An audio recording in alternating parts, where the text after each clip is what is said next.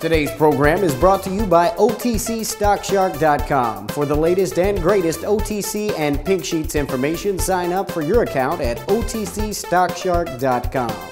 Thank you for tuning in to TBC Today. I'm Brandon Vincent. And I'm Angelina Soriano.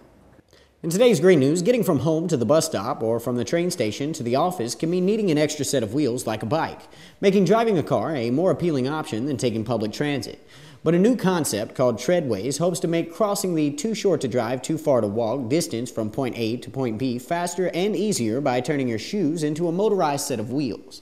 The designer's website states, public transportation sometimes can be very difficult to use. A lot of the issues stem from not being able to get to and from train and bus stations. What we are talking about is the last mile. In short, the last mile is the cracks in the system.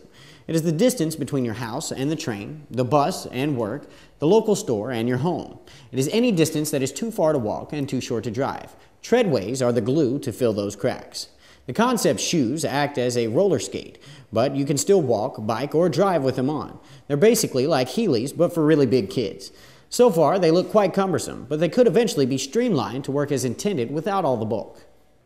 In U.S. news, the U.S. National Hurricane Center said an area of disturbed weather over the southeastern Gulf of Mexico could strengthen into a tropical storm later this week. If it revs up to cyclone force, the system would become the second named storm of the 2010 Atlantic hurricane season, and it could hamper oil spill cleanup efforts in the Gulf. The Miami-based Hurricane Center said the broad area of low pressure, which was moving northwestward at about 10 to 15 miles per hour, has a medium chance of becoming a tropical storm over the next 48 hours. Regardless of development, it said the system was likely to bring heavy rainfall and gusty winds to the Yucatan Peninsula and western Cuba over the next day or so. Most computer models showed the storm on a track that would take it over central Texas, well away from the site of BP's blown-out Macondo well off the Louisiana coast. Earlier, the Hurricane Center said another storm in the Gulf just off the coast of Morgan City, Louisiana, was picking strong winds and had a high chance of becoming a cyclone before it made landfall. But the system moved quickly over land, sapping its potential for development into a full-blown tropical storm. The Atlantic hurricane season runs from June 1st to November 30th, and meteorologists predict an active storm season. Last week, Alex became the first Atlantic storm in 15 years to gain hurricane strength in the month of June. In today's international news, Thailand extended a state of emergency imposed in about a third of the country during recent bloody political protests, saying that anti-government elements continued to pose a threat. The protest, mainly involving supporters of an ousted prime minister, turned violent in April and May. 90 people were killed and almost 2,000 wounded, raising fears for stability in Southeast Asia's second biggest economy. Calm has been restored, but the government says some in the red shirt movement may attempt to provoke further trouble.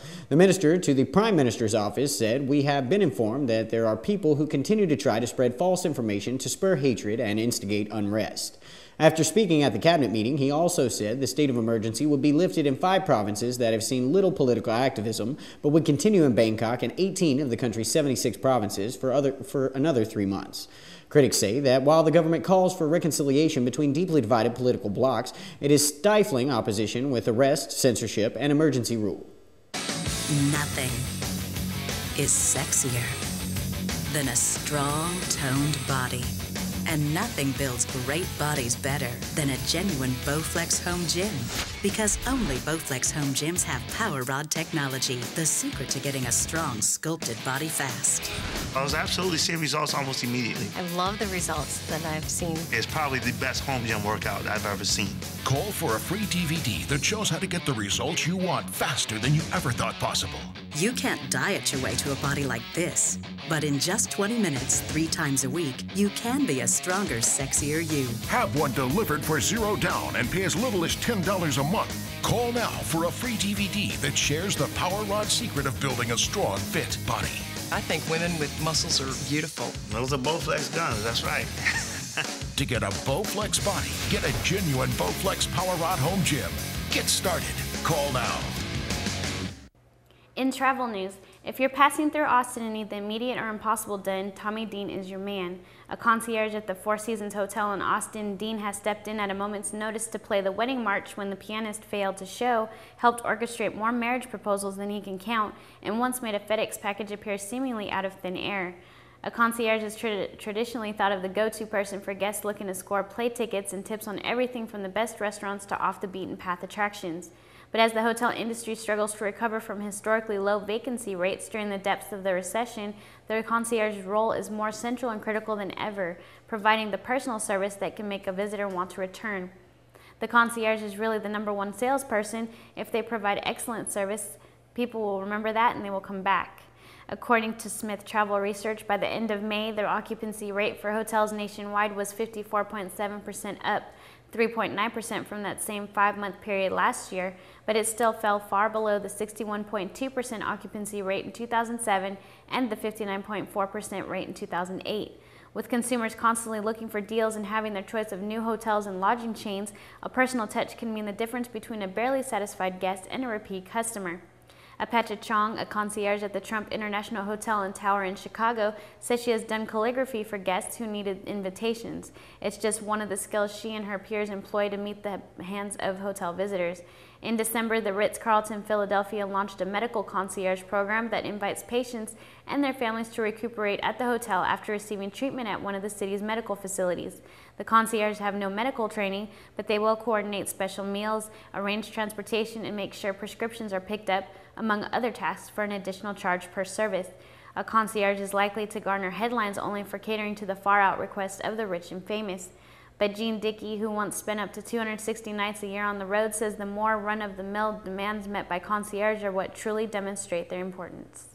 In today's tech news, in 1920, a U.S. Navy seaplane departs from Hampton Roads in Virginia and heads out over the ocean. Using a new radio compass, the pilots are able to locate and fly directly to a Navy ship nearly 100 miles offshore. It's the first use of radio navigation by an aircraft. During the post-World War I boom in aviation, pilots navigated primarily the same way drivers did at the time. They followed roads. Using maps, pilots could follow roads or perhaps rivers and other prominent features from place to place. Unfortunately, unless a pilot knew the way, there was no way to directly navigate between two locations. For the Navy, the problem was a bit more difficult. The distance an aircraft could fly was increasing rapidly, and for flying boats in particular, there was now the possibility to fly airplanes to ships far out at sea. But there were no roads for the airplane to follow. Radio direction finders have been around since the early part of the 20th century. By comparing the signal strength received by a directional antenna as it points in different directions, you can determine the compass bearing of the transmitting source. To test the viability of using radio navigation in an airplane, the Navy installed a radio laboratory of sorts on board the USS Ohio, which was cruising off the mid-Atlantic coast in July 6, 1920. A Curtiss F-5L twin-engine flying boat took off from the Naval Air Station in Hampton Roads in Virginia with no knowledge of the location of the Ohio other than the fact that it was within a 100-mile radius of Norfolk. After only 5 minutes in the air, the crew was able to use the onboard receiver with a simple pointer to establish an accurate bearing to the ship. After 90 minutes, the airplane had flown the nearly 100 miles to the Ohio and circled the ship before returning to land.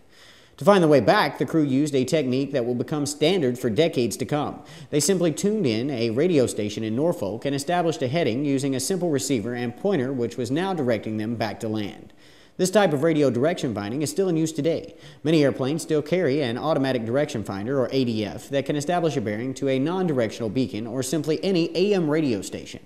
In less developed parts of the world, the radio compass, or ADF, is still widely used today. In entertainment news, police said British singer George Michael has been arrested after his car hit a building on a road in North London on the weekend. Police were called to the scene at around 3:35 a.m. local time. A spokesman said the man aged in his 40s was arrested on suspicion of being unfit to drive. Police do not name individuals when making preliminary statements, but the spokesman was speaking in response to questions about Michael, who is 47. He was taken to a North London police station and bailed to return in mid-August, pending further inquiries. The star, who became famous as part of the band Wham before launching a successful solo career, was banned from driving for 2 years in 2007 and sentenced to 100 hours of community service after admitting driving when unfit due to drugs. Thank you for tuning in to TBC Today. I'm Brandon Vincent. And I'm Angelina Soriano.